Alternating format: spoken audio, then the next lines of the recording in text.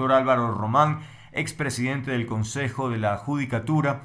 Lo hemos invitado porque, bueno, pues en estos días evidentemente ha sido un personaje nombrado por el escándalo que ha significado la contratación de una empresa calificada como fantasma en torno a la etapa de pruebas de confianza para el concurso de jueces de la Corte Nacional de Justicia.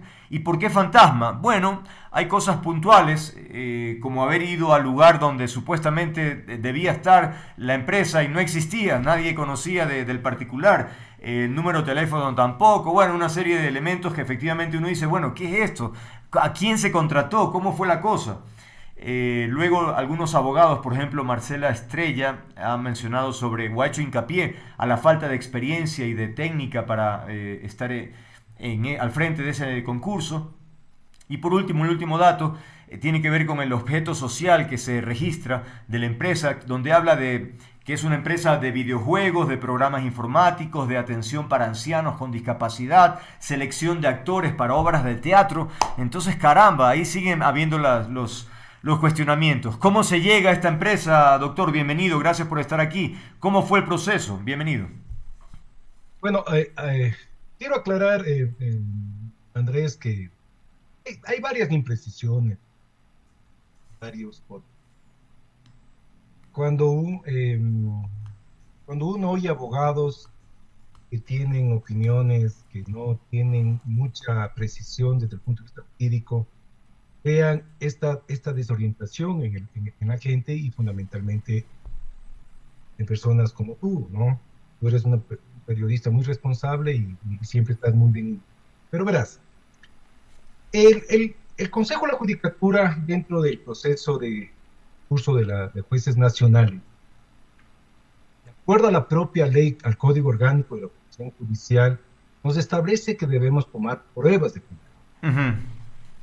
Y la propia ley te determina de acuerdo. que dentro del proceso tenemos que contratar pruebas de confianza. Es decir, esa reforma se introdujo, me parece, que en el año 2022, perdón, y ya se aplicó en los jueces de corrupción, para juzgamiento de corrupción y delincuencia organizada, y se aplicó también para el anterior concurso de la Judicatura de Jueces Nacionales, que fue declarado nulo, y porque se duplicó la prueba.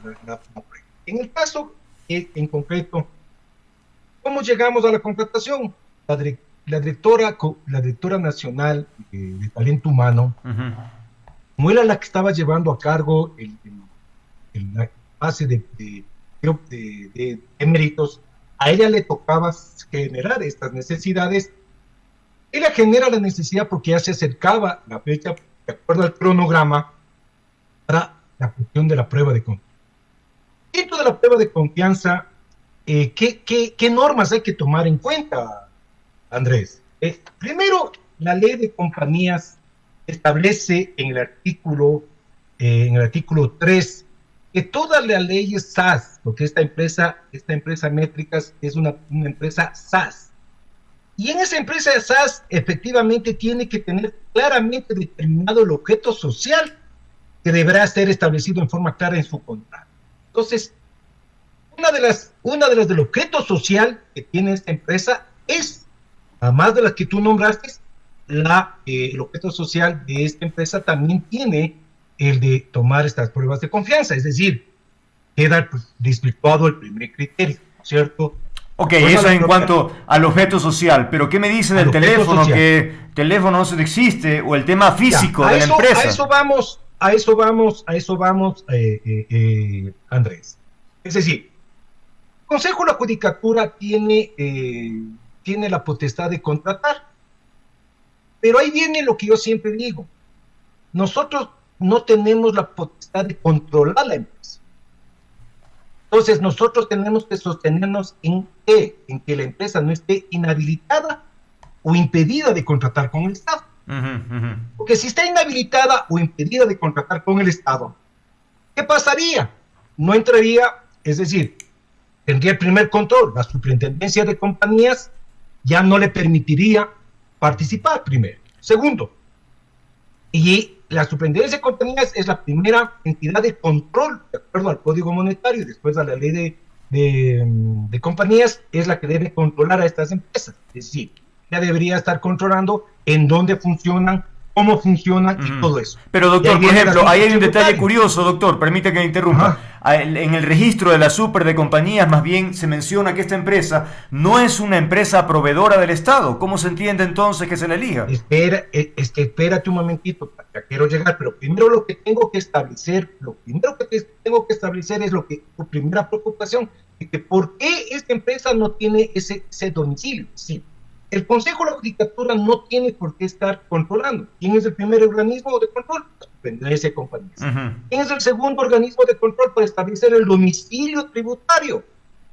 Es la Servicios Rentas Internas. Y el tercer organismo que es el que debe controlar si esta empresa no cumple o es impedida o inhabilitada es el SERCOB, el Servicio Ecuatoriano de Compras Públicas. Es decir, con tres entidades que tienen que controlar a esta empresa. Ahora, lo que tengo de información es que, como es un trámite de ínfima cuantía, estos procesos, estos procedimientos de ínfima cuantía, no requieren que se registre como el proveedor del Estado. Por eso es que no consta en tu información ese asunto. Entonces, esa es la información que yo tengo. Yo no soy un experto en contratación pública, no tuve conocimiento de cómo se hizo este procedimiento, porque uno confía de acuerdo a las competencias, y creo que todas las autoridades que gobernaron y estuvieron tomando decisiones lo hicieron de una forma sumamente responsable. Ahora bien, doctor. El director general, el director de talento humano, la directora de talento humano, como el director financiero y todos los directores, ¿no?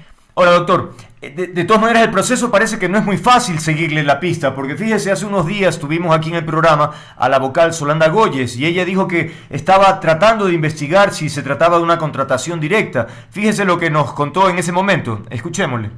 ¿Cómo se escogió esa empresa? ¿No? Ese es el punto que todavía no tengo identificado aquello. Eso estaba a cargo de la Dirección Nacional de Talento Humano, que trabajaba directamente con el doctor Álvaro Román.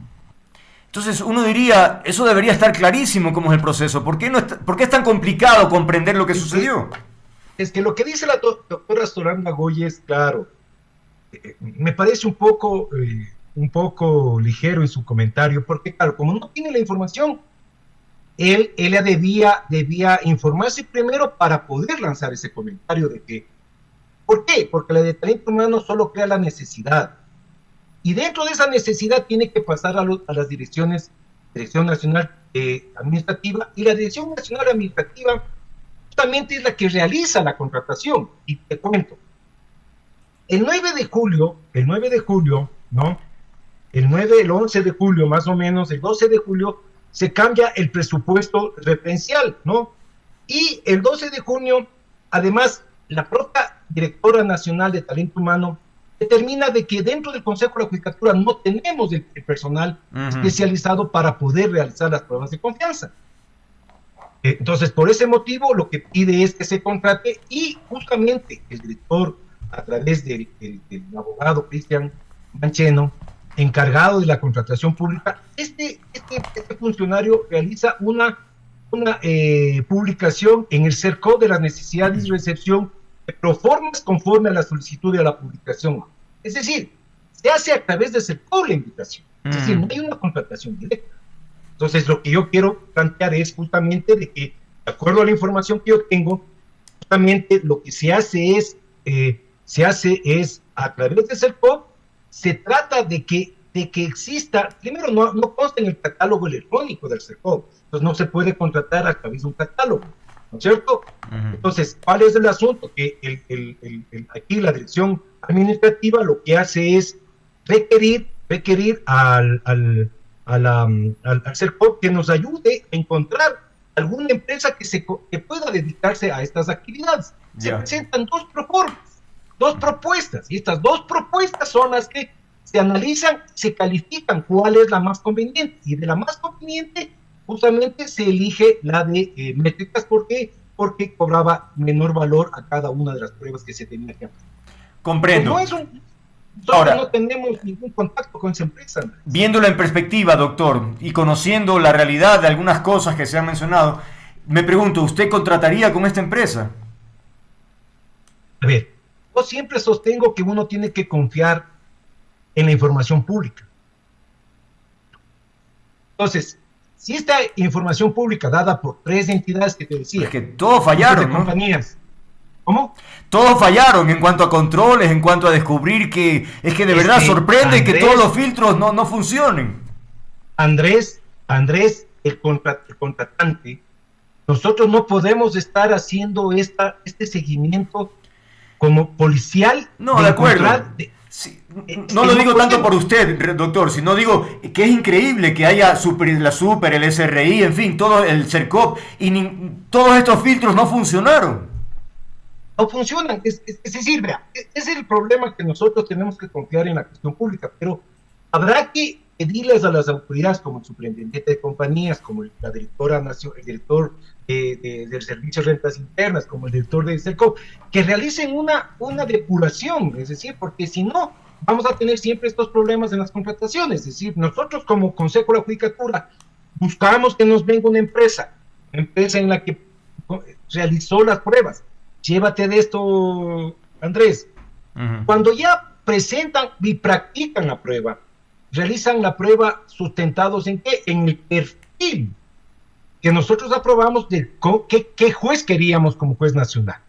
Por las 2 pruebas que realiza esta empresa son: una, es la capacidad de resolución conforme al perfil, y la segunda, la prueba de honestidad.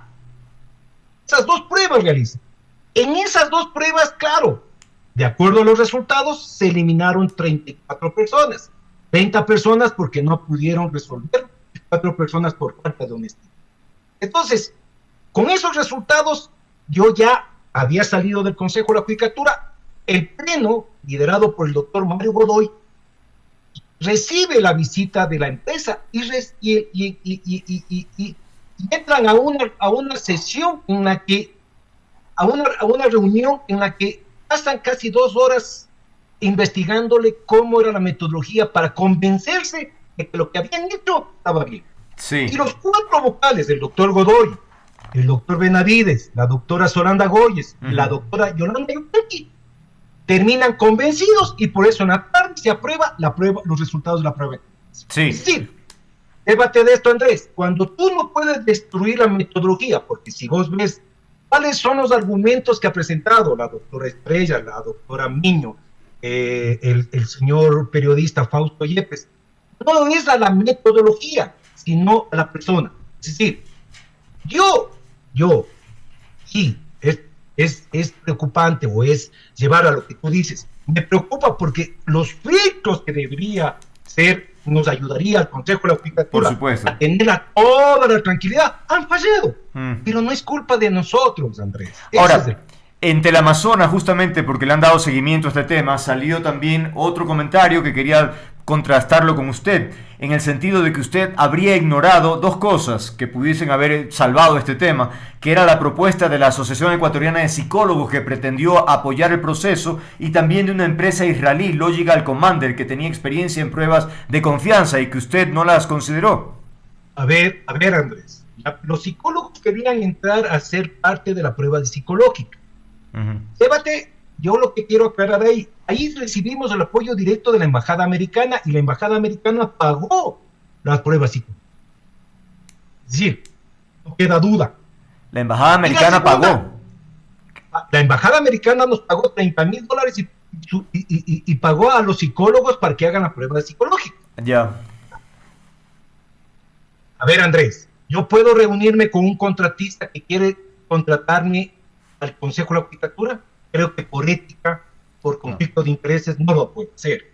Es decir, la ligereza con que esta empresa dice: yo le ofrezco mi servicio. Andrés, llévate de esto. Yo no puedo recibir a contratistas, porque el rato que yo recibo a contratistas, rompo el primer principio de la contratación pública, la igualdad y la imparcialidad. Comprende. Es decir, es terrible que me digan que yo trato de ser transparente, he tratado de que mis actos sean transparentes. Pero ahora le oigo que se ha reunido esta empresa israelí con una vocal, no sé si tengo esa información clara. Uh-huh. Es lo peor que se puede hacer. ¿Por qué? Porque uno tiene que ser y parecer. Uh-huh.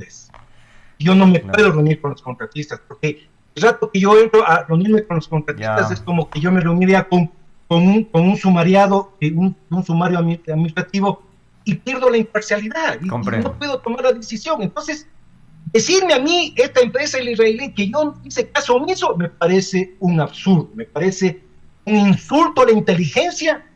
Y claro, están acostumbrados a hacer lobby. Y ese lobby no está bien visto.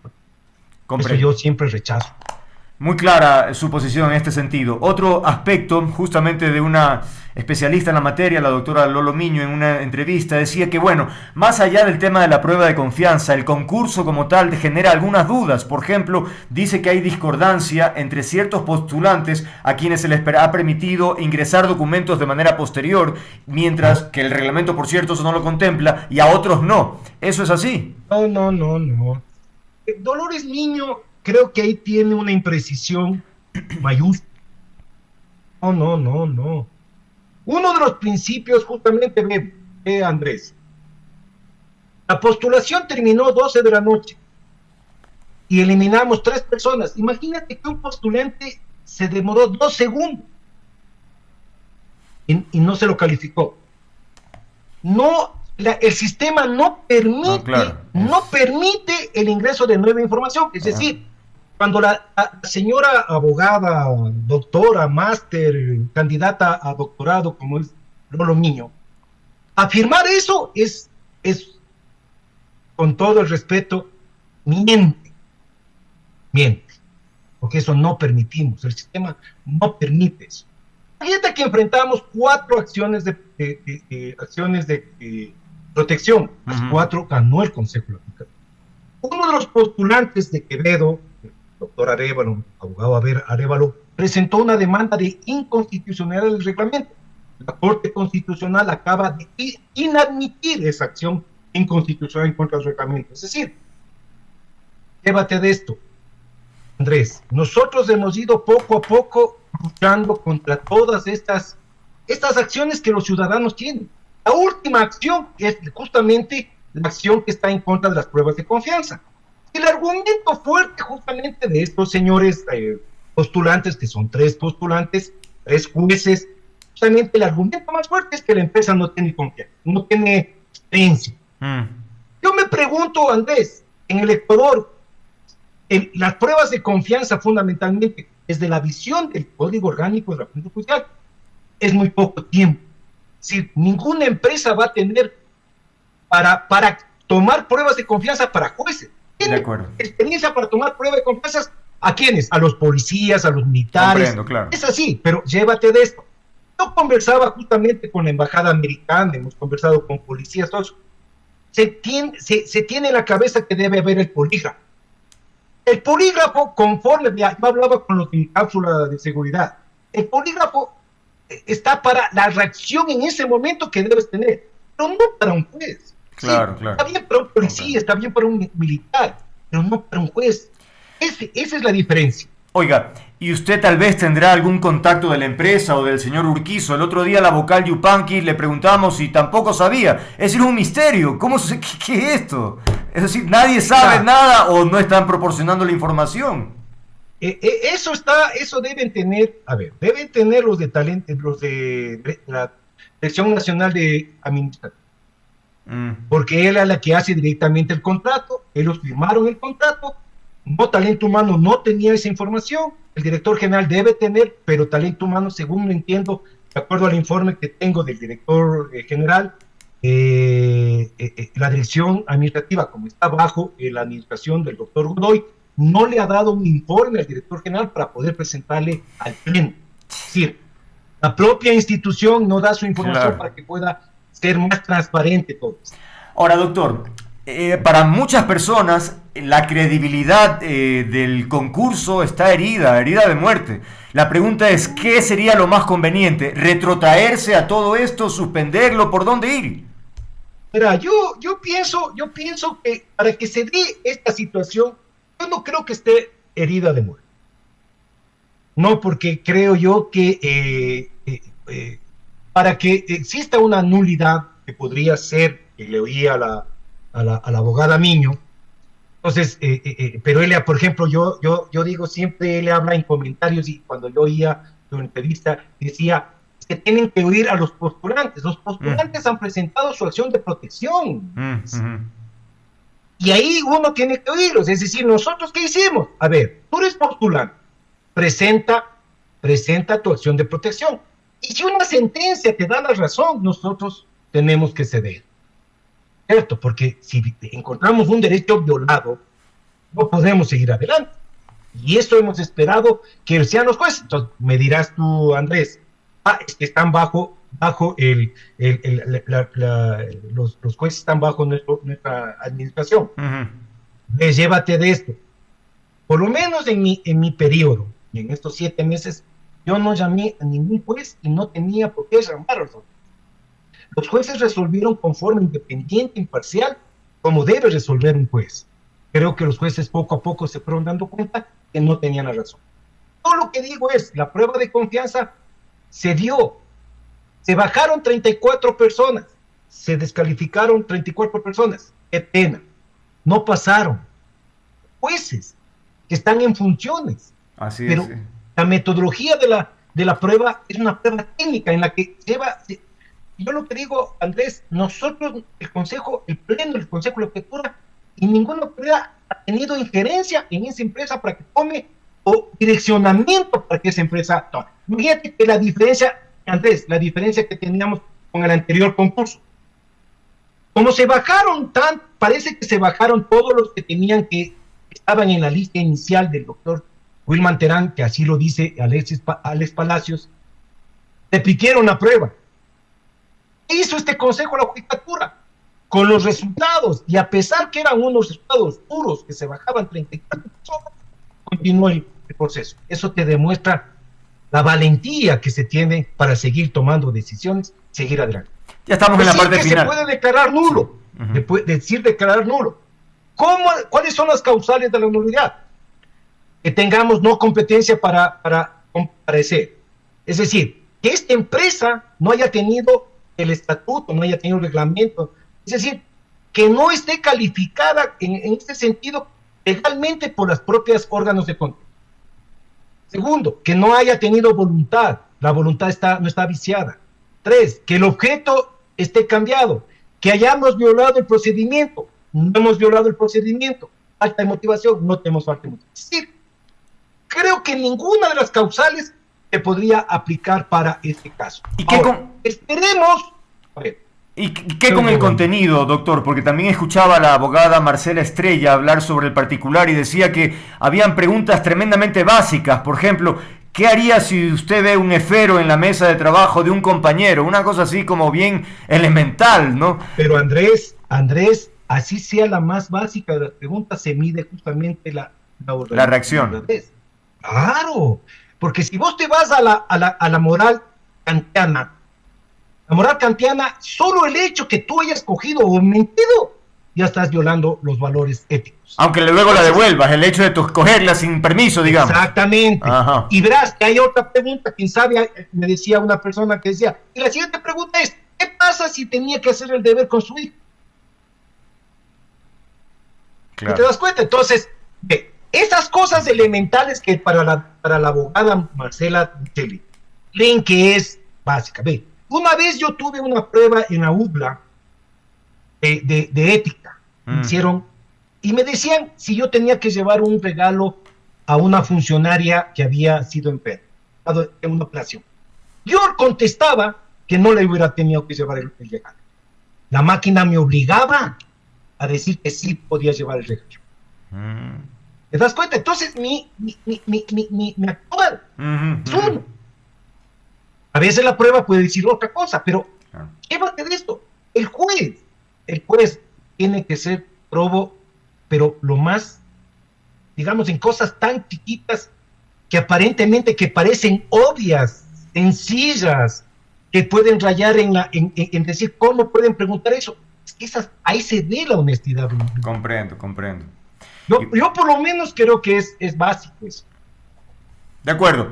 Y quiero agradecerle, el tiempo ha concluido, realmente ha sido muy interesante e importante sobre todo escuchar su versión a propósito de todo lo que se ha dicho en estos días sobre este tema que ha provocado tremenda polémica, ¿no? Y ya que hablamos de jueces y de situaciones éticas, pronto voy a entrevistar después de un momento a la doctora Edma Tapia a propósito también de los allanamientos y su relación supuesta de algún tipo de interés. Será muy interesante conocer también la posición de ella. Por ahora es todo, doctora. Muchas gracias por su disponibilidad. Oh, gracias, Andrés, siempre listo para ti. Gracias. Ahí tienen ustedes las opiniones y la versión del doctor Álvaro Román, expresidente del Consejo de la Judicatura, 18:14. Ya volvemos.